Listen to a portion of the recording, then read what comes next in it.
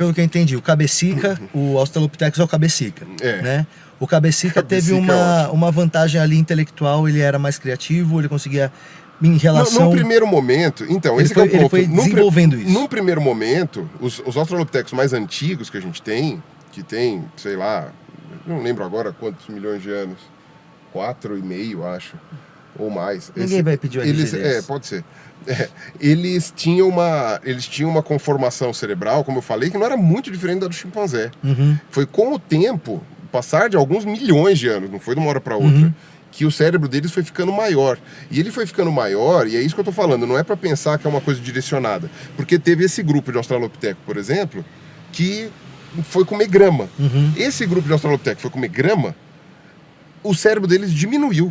O cérebro deles diminuiu, a mandíbula aumentou. Não tinha proteína suficiente. Não tem nem nutriente Virou suficiente. Uma vaca. Vira um gorila, por exemplo. Ele só tem uma mandíbula muito grande. Obviamente, o gorila é um bicho muito inteligente, mas por comparação, né? Dentre os grandes primatas, o gorila não é tão brilhante assim. No caso desse bicho, que aí chama de outro gênero, é Paranthropus, que eles chamam. Cara, ele tinha uma mandibulona, ficava sentado comendo grama. Por quê? Porque provavelmente algumas populações ficaram isoladas por muitos milhares de anos em um lugar em que você tinha pouco aporte de proteína e muita planta. Né? A gente, o nosso ancestral em comum com os chimpanzés, ele é onívoro. Ele come de qualquer coisa. Né? E por isso te permite uma plasticidade maior para você aprender a... Até os dentes, cada um de um jeito, né? Exatamente. Então eles tinham os dentes maiores, esse Paranthropus, uns dentes maiores, mais achatadão, que é para ficar comendo folha, para ficar mastigando folha. Folha é dura, né? Porque grama é duro, difícil de comer. Agora, os australopitecos que caçavam, moravam nos lugares que você... Caçavam não, comiam carne. Porque não necessariamente você estava caçando. Você estava comer carniça, exatamente. Que era o mais provável, inclusive, porque eles não faziam armas ainda, né? Então era meio difícil. Você tinha aquelas pedrinhas lá. Era muito difícil. Você tinha aquelas pedrinhas lascadas que era para arrancar bife da carcaça. Não era para caçar. Então, essa galera que vivia de fruta, de coisa, e de pegar uns pedaços de carne quando aparecia, não era diferente de um chimpanzé, era um chimpanzé que andava em pé. Por que andava em pé? Porque não morava na floresta, morava na savana. Então era basicamente isso. Só que aí o que acontece? Disponibilidade de nutriente e necessidade de resolução de problemas ambientais e sociabilidade, tudo isso facilitou o aumento do cérebro. Porque o que acontece? Você precisa de nutriente para conseguir ter o cérebro maior. Senão, qualquer pessoa que nasce com o cérebro um pouco maior pode até viver melhor, mas não tem comida suficiente. Não dá. Isso aí se atribui ao dieta variada. Carne cozida? Não, ainda não está cozida. Dieta variada. Só ele está falando de dieta variada. Comia carne crua. Sim, carne crua. E invertebrados também, coisas assim. Aí você tem o fato de resolução de problemas ambientais. Os problemas que você tem para resolver na floresta são completamente diferentes dos seus problemas na savana. E isso pode realmente ser uma coisa que vai... A maior parte dos bichos mais perigosos da África não estão na floresta, estão na savana. Né? É mais complicado arrumar comida na savana do que na floresta. Então, são problemas diferentes.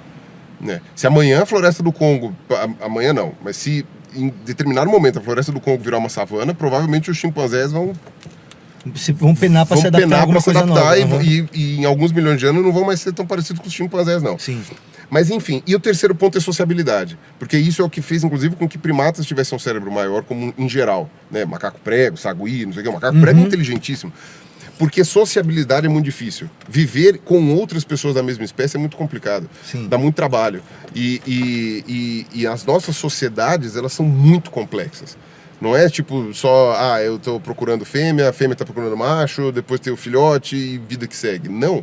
A gente tem uma questão de dominância, de liderança, de organização, sabe, de coisa. Hierarquia, né? E quando a gente vai ver do ponto de vista da caça e coleta lá dos australopitecos, você tem uma colaboração na caça ou na proteção do bando, sabe? Você tem uma série de coisas.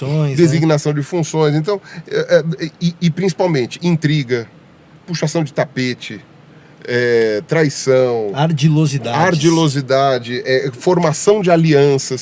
Se você vai ver, inclusive essa semana morreu o Franz de Waal, que era um dos maiores primatólogos do mundo, né? E morreu, ele tinha 75 anos, para mim ele ainda estava novo, podia ter durado bem mais, mas ele teve um câncer, é uma pena, porque o cara era genial. Se vocês quiserem saber um pouco dele em português, tem uma entrevista do Átila com ele, muito boa, que ele fez ano passado.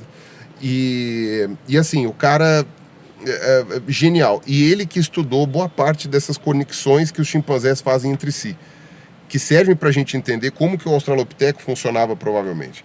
E essas conexões... Eles são pessoinhas, né? São pessoinhas. Eles têm o idioma deles lá que eles se entendem, né? A maneira de olhar, de mexer e tal, eu que eles sabem. O Reino dos Chimpanzés. É isso que eu ia falar. O Reino dos Chimpanzés, você Cara, entende eu tatuei essa exatamente. cabeça de chimpanzé na minha mão por causa daquela série. É mesmo? É. Não acredito. Aí você olha pra mim e fala, isso não é um chimpanzé, isso é um orangotango. Eu ia ficar muito puto com a tatuadora. É um chimpanzé, né? Fala que é um chimpanzé. Eu não sou tão perito assim em crânios de grandes primatas pra saber. Se você falar pra mim que isso daí é um sagui, eu vou acreditar. Eu fiquei fascinado, cara. Mas aquilo é impressionante. Por ver como que eles são a gente, assim. Como que eles são parecidos com a gente. O que me impressiona, e isso é uma coisa que o Frans de Waal foi o primeiro a descrever, se não me engano, ele junto com a Jane Goodall, mas acho que ele que fez essa parte. Quando eles estão escolhendo o líder, rola politicagem. Rola tipo, lobby. Puxação de saco. Rola não só o lobby com os mais fortes, né? Porque o líder não precisa ser o mais forte. Você viu que um deles mais lá, articulado. um deles lá não tinha mão. Era o líder da banda, ele não tinha mão. Ele não tinha mão. E os outros, só que os outros eram muito fortes e eles fez a conexão com eles. Puxava o saco das fêmeas. E eles têm gratidão. Eles têm dívida de gratidão com o outro. Carregava filhote, fazia assim, dava comida pros coisas pra falar assim, ó, vota em mim pra eu ser o líder e tal. Cara, quando você começa a observar isso, você vê que o cérebro, ele precisa funcionar com conexões muito boas pra você conseguir lidar com essa realidade. Né? Por isso que assim, tem uma frase que eu falo nos meus vídeos, que é assim, nós éramos macaquinhos com medo na savana. Medo por quê? Porque é tudo escuro, né? De noite, tem nada. Todo mundo matava nós. Todo mundo matava. A gente não tem grandes garras, não tem grandes dentes. Depois a gente aprendeu a correr muito bem, mas no começo o australopiteco nem correr direito ele corria, ele só ficava em pé. A gente... Meio pelado. Meio pelado. Tipo... E ainda por doença... Tudo te mata, um mosquito te mata, uma mosca te mata. Tem os olhos na frente, mas é presa. Uma aranha te mata. Você pode pegar qualquer coisa lá, pode te matar. E doença, água de menos, você morre de sede. Água demais, você morre afogado. Né? Fogo, na época eles não dominavam fogo ainda, mas tipo, temperatura, sabe? Esquentou demais, você morreu. Esfriou demais, tal, não sei o quê. Foi atravessar o rio, vem um jacaré, um crocodilo, vem não sei o quê. Cara, uma coisa muito complicada. E ainda por cima, o mais trabalhoso é quando se já não bastasse toda a merda, ainda aquele bando que mora do outro lado do vale ali quer matar a gente. Ainda tem um filho da puta ali, que é o irmão da minha, sei lá, daquela... Se eu pisar em falso, ele me mata. Que se eu pisar em falso, ele quer me trairá, quer furar meus olhos. Cara, é esse tipo de coisa que gerou um aumento cerebral. E é pior, porque aí agora nós somos seres vivos conscientes da merda que a vida é. E continua, né? E com a cabeça entendendo tudo, né? Chegar e falar assim, puta, cara, é só sofrimento. Então a gente teve que desenvolver a habilidade de identificar sinais complexos, né? Isso, exatamente. E aí tudo se ajuda. Então você tem mais nutrientes para você conseguir comer. Você tem a questão da sociabilidade. E você tem Qual foi a terceira coisa mesmo que eu falei?